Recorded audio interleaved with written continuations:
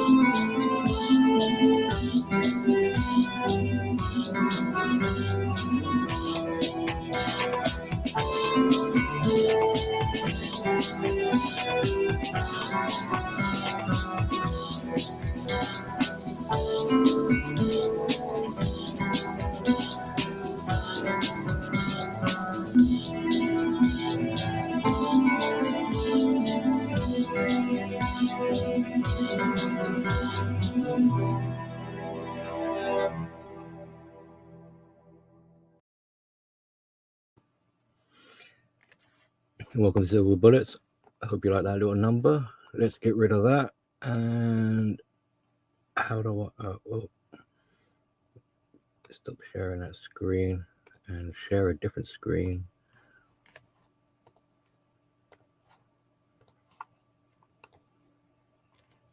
Haha, kind of fitting for today's story. Now, let me just adjust myself. There's not a lot of space on my table. It's been a while since I've read this. Okay. Do you already know this story? Submit your favorite childhood story. Leave it in the comments box below, and maybe we'll cover it. So, oh yeah, quick sip of my coffee.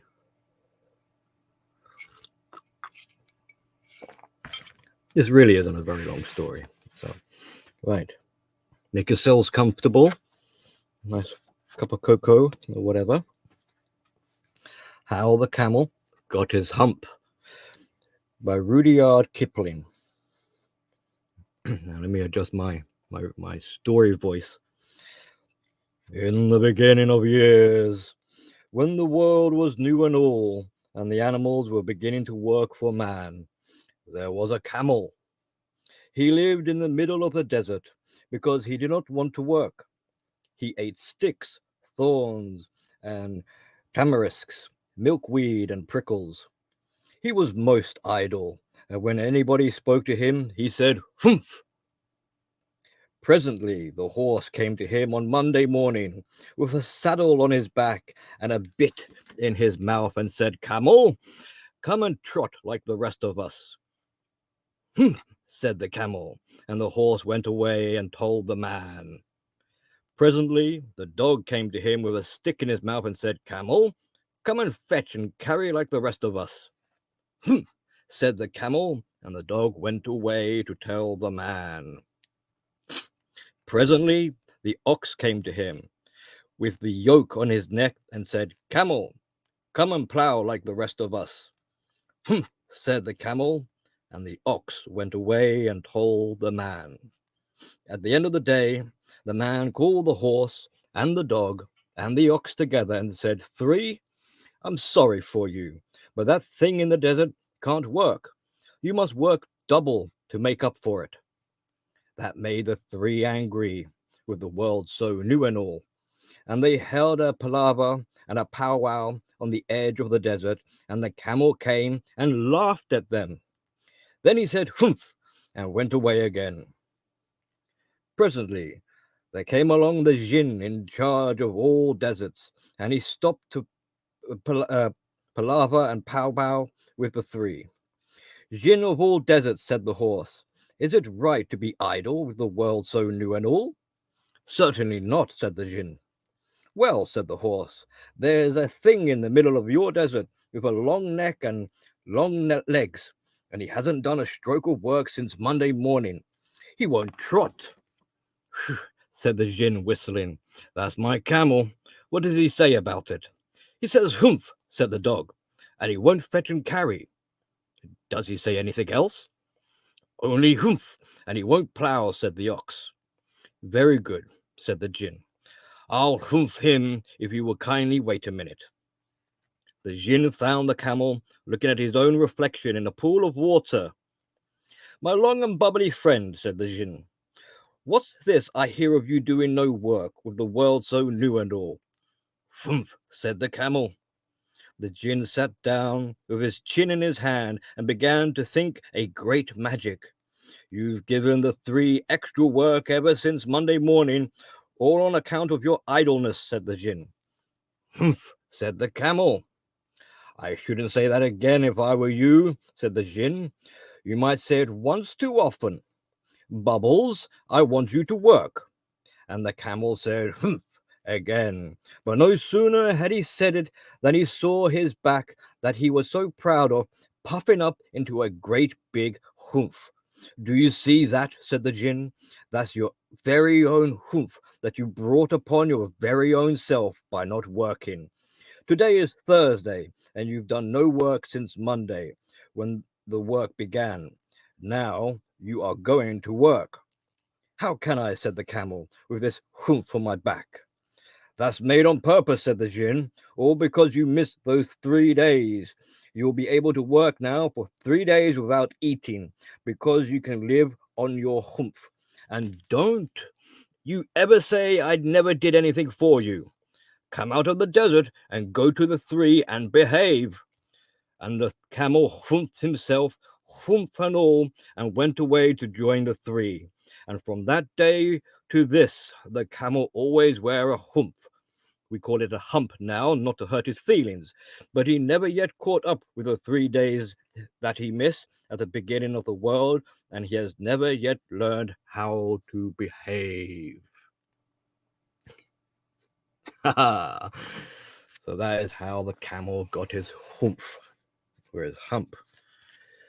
And there's a couple of points there that I'll quickly go back and remind ourselves that, remember, the camel was looking at a reflection, his own reflection in a pool of water, because he's so idle and enamored by himself, I suppose.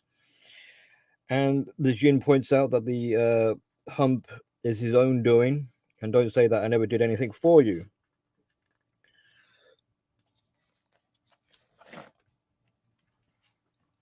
Now, I don't know if this is like animal abuse, but hey, it's a story. So what do we learn? What do we take away from this story? Well, we learn that there is work to be done with the world so new and all. But some people are idle and seem to have a bit of an attitude about it. And they got their own interests in mind, sort of indulgence. However, this places a greater burden on the remaining working animals, and they're not too pleased by it. Why should they have to work extra hard because of a lazy camel? But the camel doesn't see this as a problem. Is showing disrespect. Is very disrespectful, and fundamentally is basically acting very entitled, sort of looking down his nose in contempt. So this story largely is about attitude, the mentality of this camel, this beast. And it's this attitude which fundamentally is what creates that hump. And finally, something for him to actually really humph about. There's no point saying humph to the work because he's not doing any work. There's no point saying humph to rules and being told what to do because he's not doing what he's told what to do. So he's getting away with it. But now he's actually created for himself something he can actually humph about. So it's not really because of his laziness or that he's incapable, but it comes down to his poor attitude. So does this teach the camel anything? Well, towards the end of the story, no, it doesn't. If anything, it kind of like justifies his bitterness and resentment and probably makes him feel victimized now. But if we remember how this came about, he's a victim of his own doing. He did this to himself. And just like the Jinn says, don't say I never did anything for you. So here you go, you got a hump now, and you'll be able to live off that for 3 days, which is just the right amount of time for you to catch up on this work.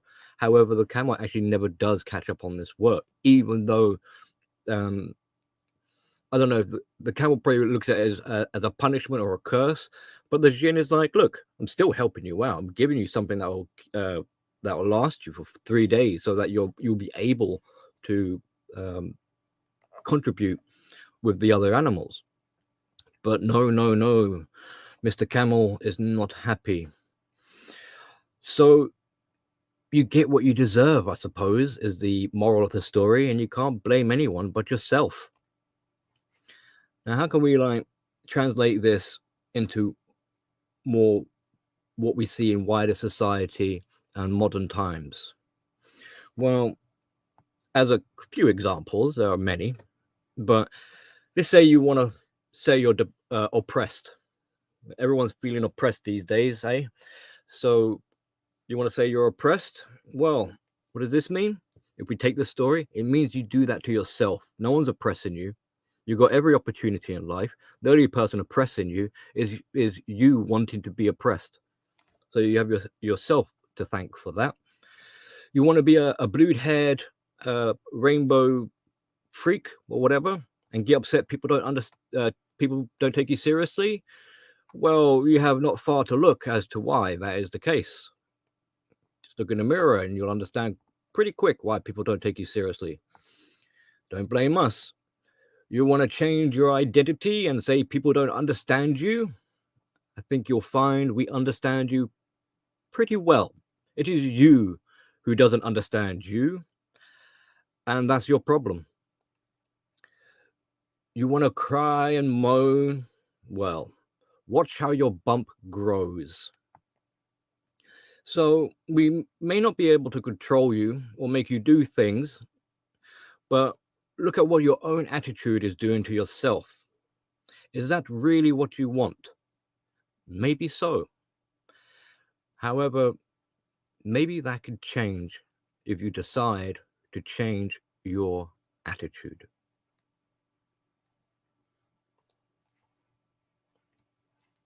And that is my takeaway from the story. And I hope it provides a bit of inspiration to those of you who have a bit of a sour attitude. How far is that going to get you? And what can be done about it? Because at the end of the day, it's not up to any of us. It's down to that individual to make that decision. Now, perhaps they intentionally want to be sour and bitter, in which case, it's like a lost cause in a way. There's not much we can do for you. We can't make you feel better. You have to derive that happiness for yourself. And it's within each and every one of you. The potential is there. It all comes down to the individual person if it's what they want. Otherwise, enjoy your hump, ladies and gentlemen.